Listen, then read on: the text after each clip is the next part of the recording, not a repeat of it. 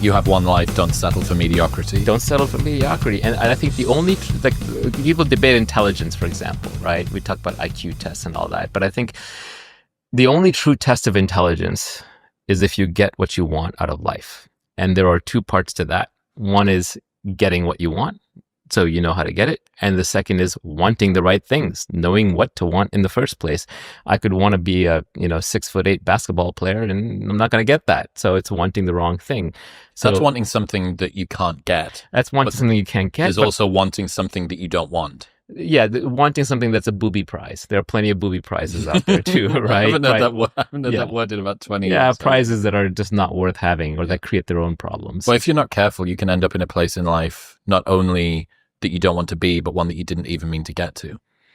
That's if you're kind of proceeding unconsciously. But how many people are? And usually I think people end up there because they are going on autopilot with sort of societal expectations or other people's expectations. So, or out of guilt or out of mimetic desire. Peter Thiel has this whole thing from René Girard about how mimetic desires are picked up from other people. And some of those are automatically baked into society, go to law school, go to med school, go to whatever, go to business school. Or they might be from watching what your friends are doing and, the other monkeys are doing. Or it might just be, what your parents' expectations are. It might be out of guilt. Guilt is just society's voice speaking in your head, socially programmed, so you'll be a good little monkey and do things that are good for the tribe. But I think the best outcomes come when you think it through for yourself and decide for yourself. And I don't think people spend enough time deciding. For example, we run on these 4-year cycles. In Silicon Valley, you go join a startup, you vest your stock over 4 years. That's the standard. Okay. In college, you go for 4 years. High school, you go for 4 years. Some things take longer. You have children, they hit puberty 9 years later. That's like a 9-year cycle until that relationship changes. But we're used to these fairly long cycles, multi-year cycles in which we are committed to things. You go to law school, 4 or 5 year cycle. You go be a lawyer, 40-year cycle. These are very long cycles. The amount of time we spend deciding what to do and who to do it with, very short, very, very short, right?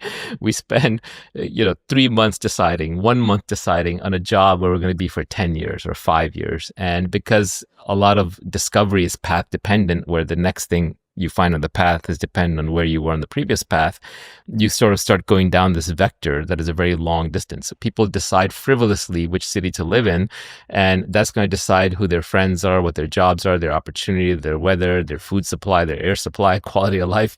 It's such an important decision, but people spend so little time thinking it through. I would argue that if you're making a 4-year decision, spend a year thinking it through, really thinking it through. 25% of the time. Yeah, exactly. There's the secretary theorem. I don't know if you know that one. Is that after you've done this many people, pick Correct. The best one of the next however many? That's right. Yeah. The secretary theorem is this computer science professor is trying to figure out how much time he should spend interviewing secretaries and then how long to keep the secretary. So let's say he's going to have a secretary for 10 years. Does he keep searching for 1 year, 2 years, 3 years, 1 month, 2 months? What is the optimal time? And it turns out that the optimal time is somewhere around about a third of the way through.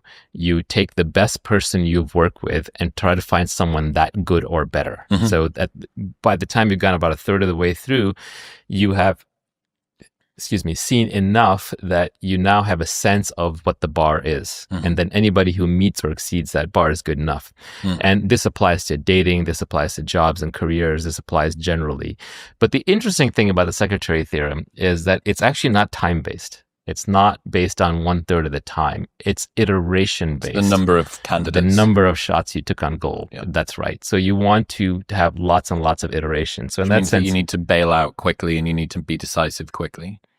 That's right. You need to take opportunities quickly and bail out quickly. Correct. Like if you go back and you look through failed relationships, probably the biggest regret will be staying in the relationship after you knew it was over. Yeah. Exactly. You should have left sooner. The moment you knew it wasn't going to work out, you should have moved on. So in that sense, I think Malcolm Gladwell popularized this idea of 10,000 hours to mastery, I would say it's actually 10,000 iterations to mastery. It's not actually 10,000. It's some unknown number, but it's about the number of iterations that drives a learning curve.